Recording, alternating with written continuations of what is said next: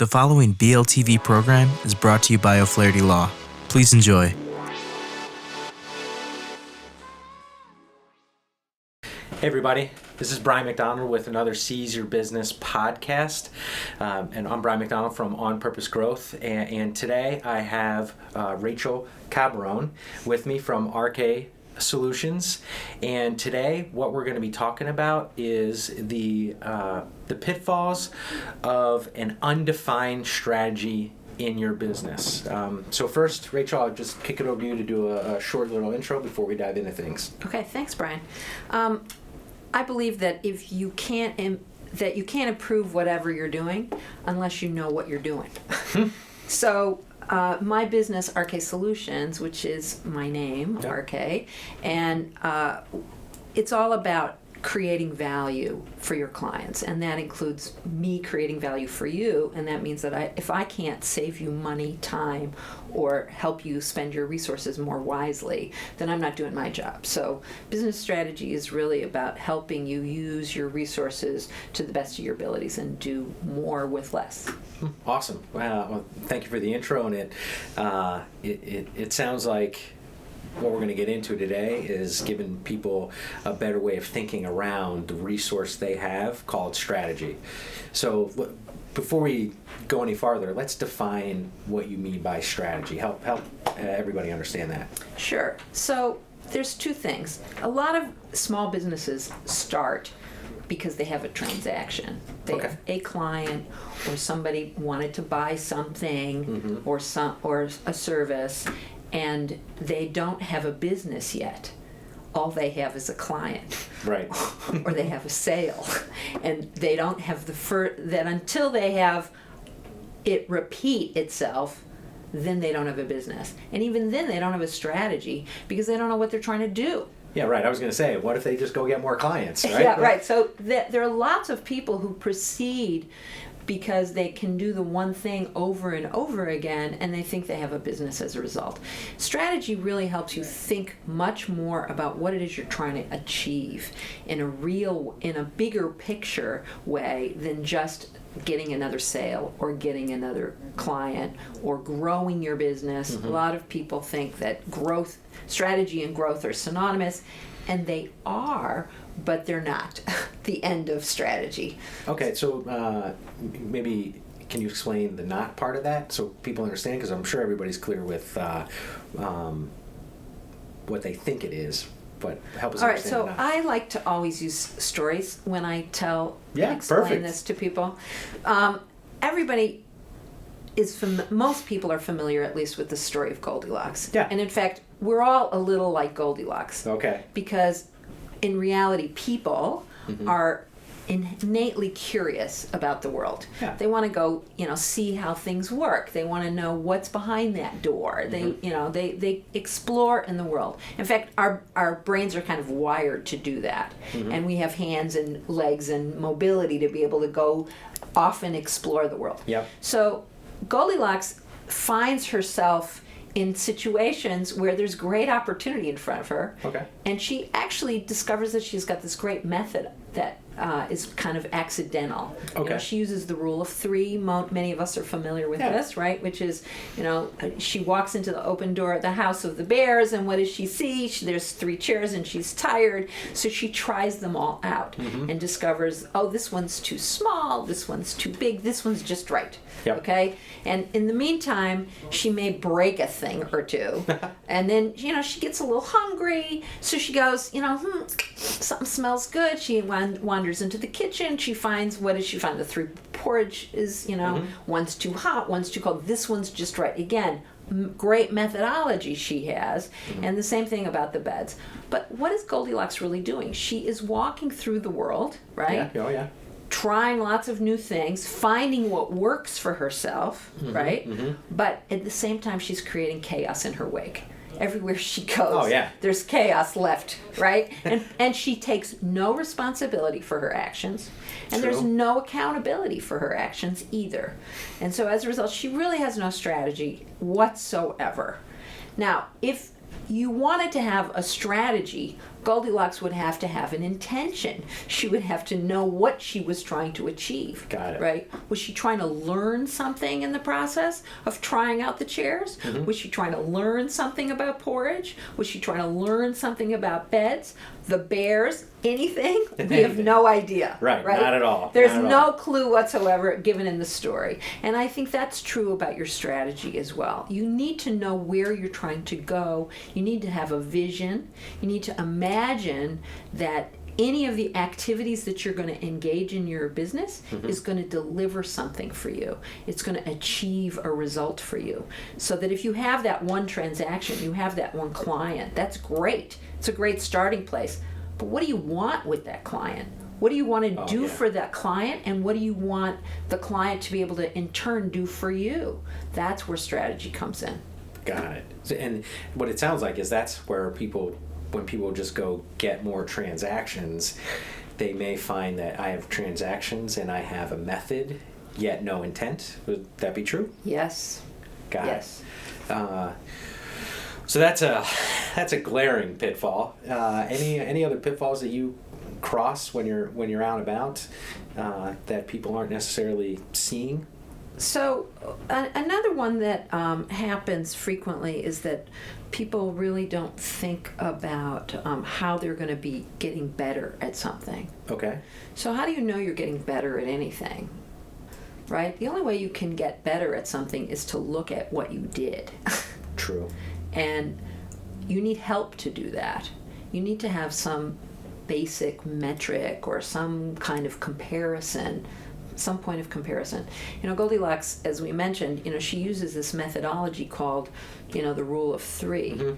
And it's also the same methodology that a lot of people who use Six Sigma use. Oh, yeah, okay. Yeah, oh, yeah. Yep. Right? Yep. Because Six Sigma isn't a strategy, it's a method. Right. Right? It helps you understand how to limit variation. Mm-hmm. Because if you want to be able to deliver consistency to your clients, mm-hmm. or deliver quality of service or quality of experience or anything that you have a very clear intention about, you want to eliminate the variation. And the only way to do that is to kind of start to measure what you're doing, and also to look at those results, mm-hmm. and go back and tweak it. Mm-hmm. And Six Sigma is a fabulous methodology for tweaking and improving, but it is not a strategy, and it is not anything more than a method.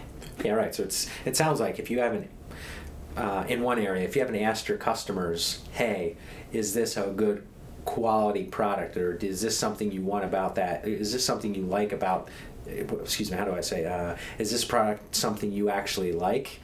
And all you're doing is creating a thing in a very efficient way, you've lost the strategy part. Correct. Yeah? Okay. Right. Hopefully I didn't disjoint that, but... No, you did a really good job. That, a lot of what happens with strategy is people don't really understand what it means to have a vision. Okay. What if I set my vision goals up on the board? People have them all the time. The question is, who are you actually helping understand those visions? And who owns them? Who's accountable for that vision? Who's responsible for the vision? Okay. Right? There's a lot of organizations who believe that strategy is only the business of the CEO. That the people who are doing your sales work, or maybe doing your customer service work, or actually assembling your products or assembling your services, they don't need to know the strategy. They have a job to do. They have very clear rules about what it is that you want them to do. Mm-hmm. But they don't know your strategy. Well, if you really want them to be successful and also make you successful, they need to buy into that same vision that you have.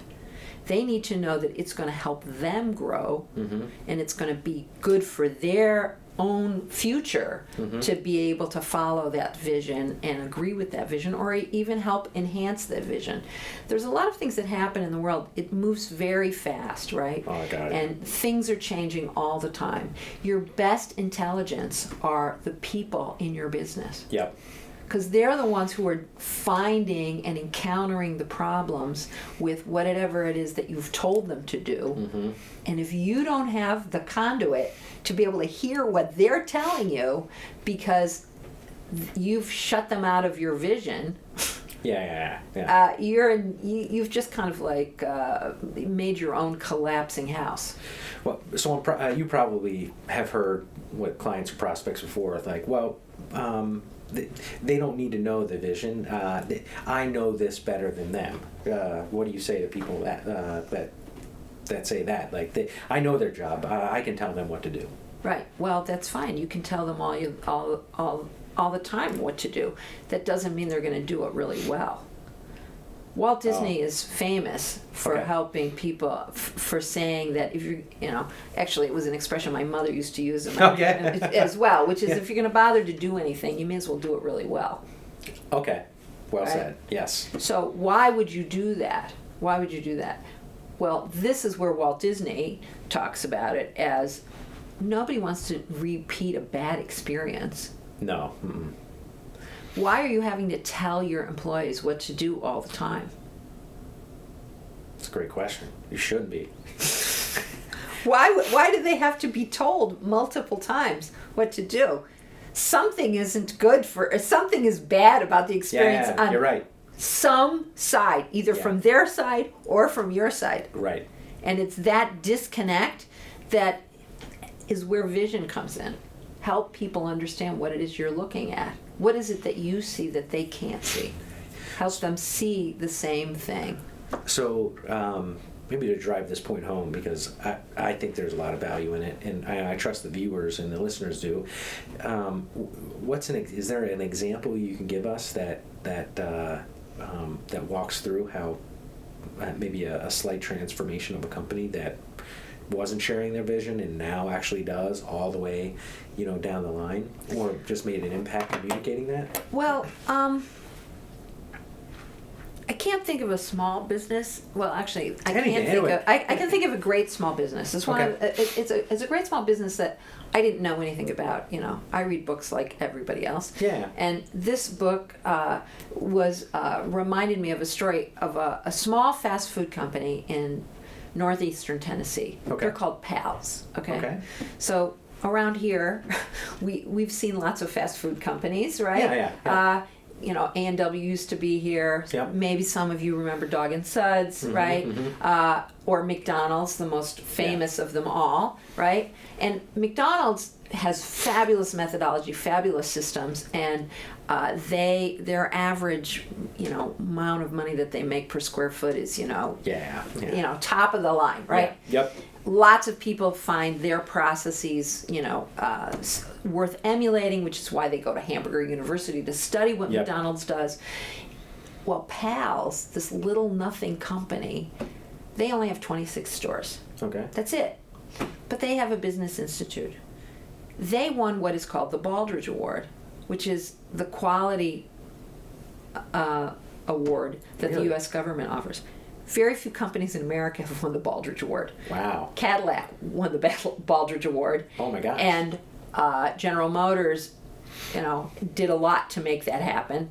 And here, Pals won it. Right. So how is it that this little nothing company who sells, yes, they sell hamburgers, fries, and a Coke, right? That's what they sell, right?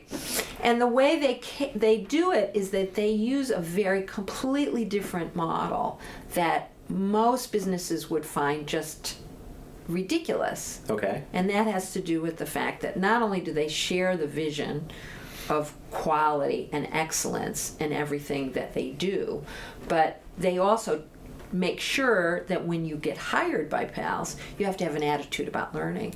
They think of themselves as a learning company, not as a fast food company. That's interesting.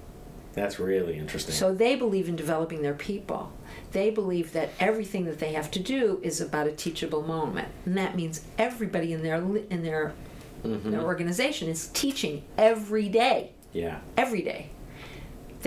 You go through training. I mean, come on, how hard is it to make a milkshake and fries, right? Right. And we're talking about square footage that is tiny. Yeah, right. Okay? Yeah.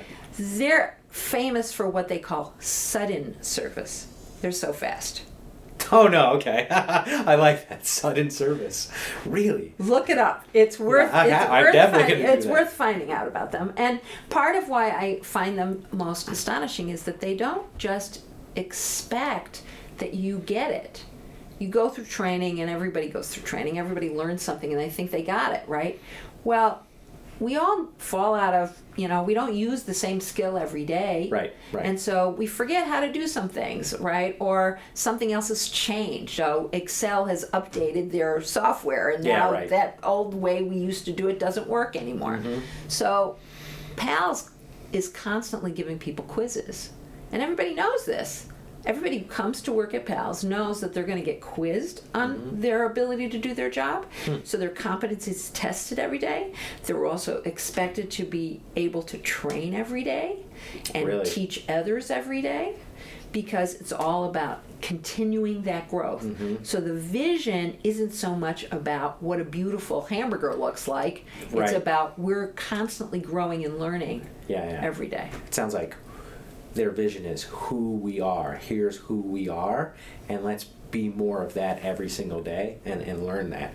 So I can imagine that they have lower turnover ratio than most in the marketplace. Astonishing I low bet they turnover. have high profit and probably high revenue per square foot. Not McDonald's, but No, higher than McDonald's. higher?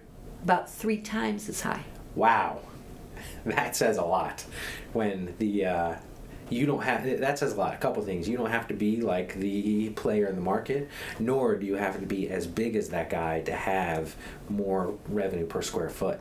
That's amazing. So that, I appreciate you sharing that, because that is, I think, what will help make it click for people, because it's a relatable story, and it's very simple. And they sell burgers, shakes, and fries, right? This is not some big technology trend that's in the marketplace, right? It's the simplest thing in the world. So in my mind, it should be easier for the more sophisticated technology or whatever in the marketplace to differentiate themselves even more. So, And not only that, but you have to realize they've been around since 1950 something, 1956. They only have 26 stores. yeah, They are not trying to be everywhere. right. Their idea of growth is much more on the bottom line, Wow. right, than it is about the expansion. Right. See, most of us think that you have to grow by adding more markets, Oh yeah, right. as opposed to getting your customers to come in more frequently. Yeah, exactly. Right. More profit on the same money says a lot. So. That's right. Well, listen, I appreciate you coming on. This topic is fascinating to me, and it was great having you on here. I appreciate you sharing all these pitfalls.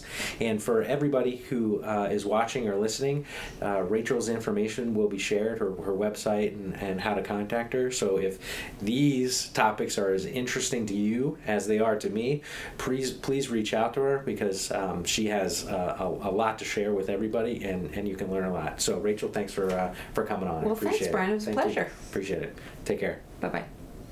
Cool. Perfect. Thanks so much for watching our video. If you have any questions, feel free to comment below. Click the subscribe button for new videos every week, and download and review us on iTunes.